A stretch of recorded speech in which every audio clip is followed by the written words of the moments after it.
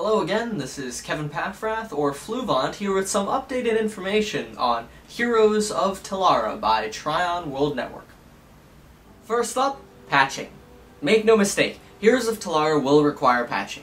Patches are required for bug fixing, changing the way the game engine works, and of course, adding new content. Dynamic content, however, may be triggered without a patch. For example, the demonstration at E309 showed the town of Smithshaven suddenly under attack. A dynamic event, such as this, could have been triggered one of three ways: randomly, at a scheduled time, or following a series of events, such as quest completion. An example of a scheduled event might be Tryon announcing something similar to, at 8 PM Friday there will be a zombie invasion. Be there. At the time of the zombie invasion, the server may tell the client to replace its normal town assets with burning or under siege assets. Three examples of such assets would be a normal building, a burning building, and a destroyed building. The client would know what a building looks like in all three states, and would simply render the image the server instructs it to. By swapping these assets, a town may entirely go from being intact, fully functional, and looking normal, to burning buildings, gates destroyed, and vendors scattering and fleeing the town. Remember, while your client may have all of the necessary assets to make certain dynamic content occur, patches are still necessary to add new dynamic events, which clearly need to undergo testing before they are implemented. This is why the notion that a bored GM can simply log on and create dynamic events is completely false and only a misinterpretation.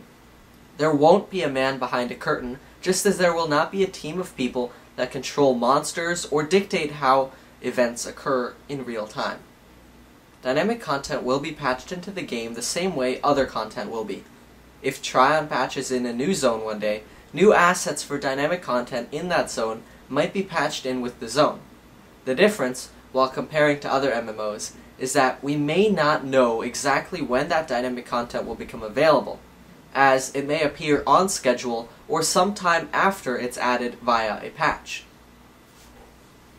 What's unique about Heroes of Telara is that content may not be easily mapped out on fan sites, such as the content of other MMOs, because Telara may be constantly changing. Anything may change at any given time.